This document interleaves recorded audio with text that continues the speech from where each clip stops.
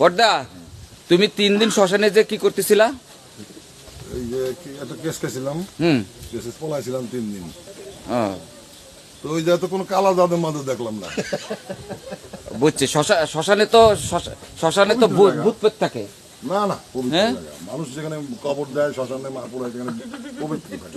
তাই না? তাইলে তো ঠিক আছে। আর আমরা তো সেরকম শুনতে শ্মশানে গেলে ভয়, এখানে গেলে ভয়। না না না। ওকে। এই পঙ্গা, কি করো তুমি? কি করো? হ্যাঁ, কি করো? সেটার মধ্যে এসে সিগারেট খাও?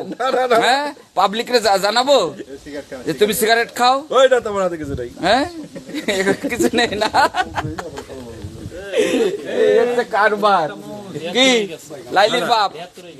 হ্যাঁ, তোমার মায়ের তো দিলে সর্বনাশ করে। এটা একটা ভুল বোঝাবুঝির ভিতর হয়ে গেছে, একটা ফলাই দিচ্ছে আমাদের। হ্যাঁ হ্যাঁ, এখন এটা যদি রাজি না হয় আমাকে মারে ফেলবে। হ্যাঁ, আবার আমার মেয়েটার কোথায় কি নিজে কি করবে হুট করে সিদ্ধান্তটা নিয়ে ফেলাইছি আমি।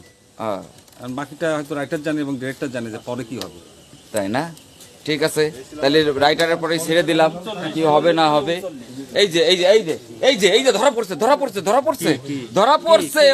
ওই যে খেলা দেখে, ওই যে কাজ করতে এসে ক্রিকেট খেলা দেখে, ক্রিকেট খেলা দেখে, দেখো ধরা পড়ছে সব। বড়দা, এই যে সকাল থেকে রুহুল এখন আমার কানে কানে কইলো যে যদি আর একবার এনজি হইতো তাহলে ক্যামেরা ট্যামেরা থুয়ে যাইতাম গা। এটার কি বিচার হবে রুহুল?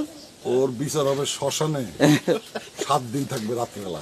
রাতে শ্মশানে রাত্রিরে ফেলাই রেখে দেবো? 7 দিন। রুহুল শুনছো, তোমার হচ্ছে 7 দিন বড়দা শ্মশানে ফেলাই রেখে দেবে শাস্তি। তুমি যে ক্যামেরা থেকে চলে যাইতা, তাজা লাশ পোড়ানোর পর আগুন উঠতেছে ওই সময় পাশে ফেলাইতে চলে আসবে।